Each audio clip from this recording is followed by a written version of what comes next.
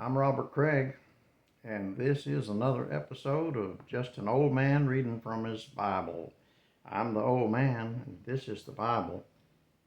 I favor using the Holy Bible, and there's only one really that I think that qualifies for that, and you see it right there, imprinted right into the cover, King James Version. We have come to 1 Corinthians chapter 10, and we're going to have a look into Paul's mind on the subject of things that can be learned from Israel's past. Paul didn't advocate reading his writings only, but the whole Bible. He said all Scripture is profitable for doctrine, for reproof, for correction. And some of that stuff that he refers to from the Old Testament, which we'll eventually look into firsthand, but this Old Testament stuff that is in Israel's past, distant past. It is, there's doctrine to be found in it, and reproof and correction, and instruction in righteousness. It is doctrine. It's just not our doctrine. You have to be able to recognize when it's someone else's doctrine. Let's jump right in. Chapter 10, verse 1. Moreover, brethren, I would not that ye should be ignorant. He's making a point of saying, this is something I want you to be aware of. How that all our fathers were under the cloud, and all passed through the sea. Whose fathers? He's speaking, don't forget Paul is of the Jewish heritage, and he's descended from that group of people that we saw go through the Exodus, leaving Egypt and crossing through the Red Sea on dry land because of what God did before them, the wonders of opening up the sea so that they could walk through on dry land.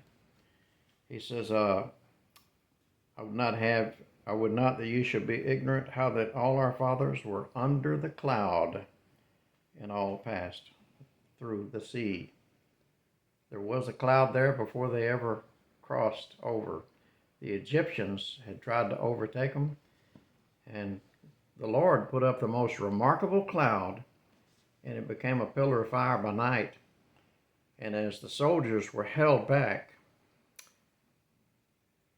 the east wind blew all night and gradually opened up the waters that it stood up like walls on one side and the other side with dry land across the sea bottom.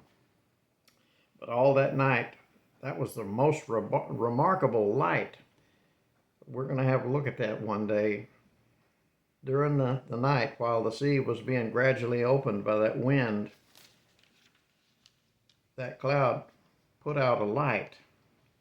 It gave light to Israel, but it emitted darkness towards the Egyptian soldiers. And they were held at bay all night, couldn't go in and do what they wanted to the Israelites.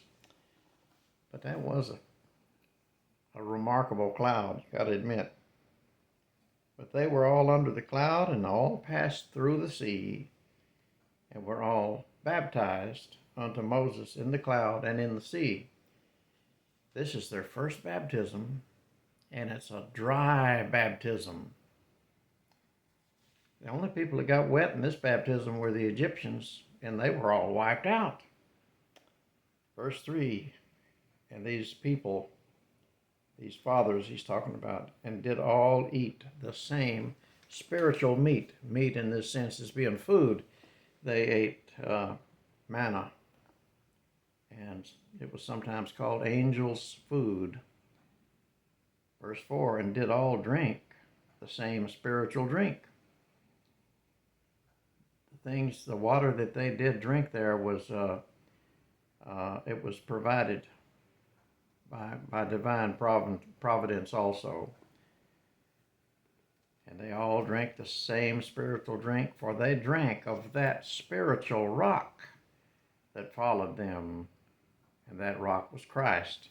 And here is the first clue you find out who Christ really is. Jesus Christ is Jehovah. They're the same person. In fact, if you go all the way back to the Garden of Eden, you see any interaction between God and man, if I'm understanding it correctly, it's always Jehovah. It is something to look into and something to think about.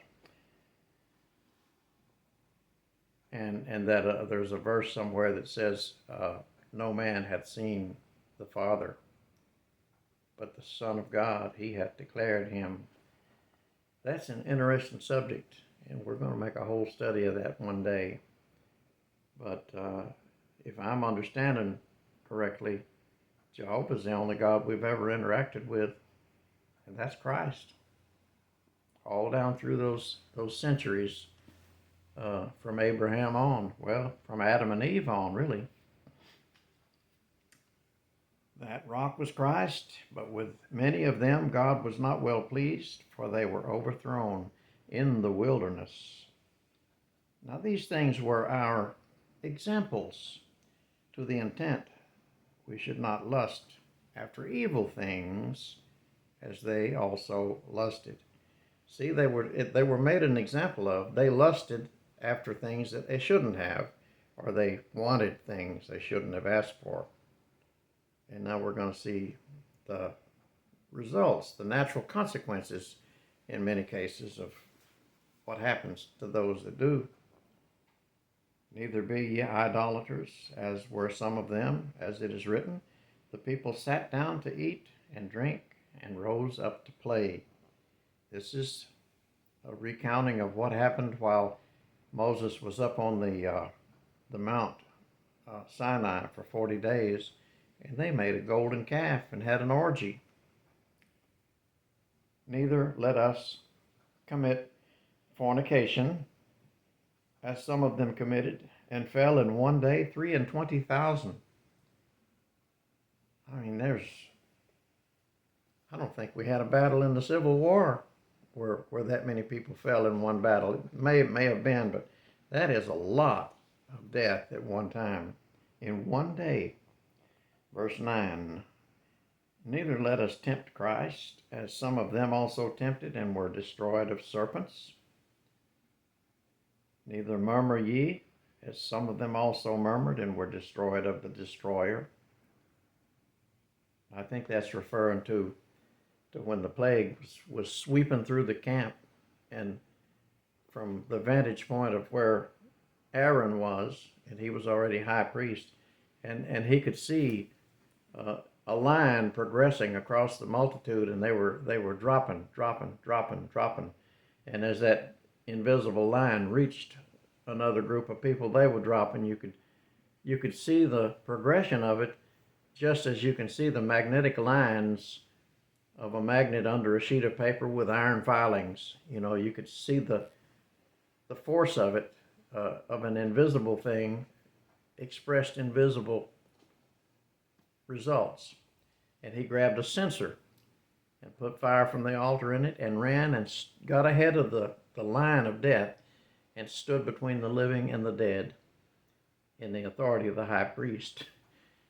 And the line moved right up to him and stopped, because by his authority as high priest, the line was not authorized to move any further. That's what happens when God would vest authority in a man in those days.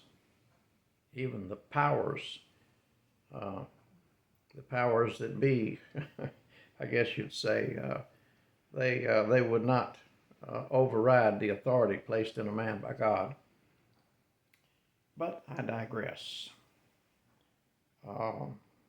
Verse 11, now all these things happened unto them for ensamples, and they are written for our admonition, upon whom the ends of the world are come. See, at the time Paul wrote this, it was the general assumption of everyone, Jews and believers of Paul's gospel alike. They all had this assumption that they knew that Daniel's 70th week must be just around the corner. No one had a clue that it was going to stretch out for around 2,000 years. So they were looking for the ends of the world. Wherefore let him that thinketh he standeth take heed lest he fall. I believe he's talking about humility here. There hath no temptation taken you, but such as is common to man. But God is faithful, who will not suffer you to be tempted above that ye are able, but will with the temptation also make a way to escape, that you may be able to bear it. Wherefore, my dearly beloved, flee from idolatry. I speak as unto wise men. Judge ye what I say. In other words, he's saying, receive this, think it over, and see if I'm not right. And then he gets on to the subject of the Lord's table. And I think that would be a good place to stop. And I think we can finish chapter 10 in the next video. But for now, I just want to keep it from going overly long, and I'll just say, may the Lord bless this reading of His Holy Scripture. When you take it slow, it's the difference between riding along in a motor car and walking by the side of the road. You just see so much more detail if you slow down and take it a little at a time. We'll finish up, hopefully, chapter 10. Hope you'll join me.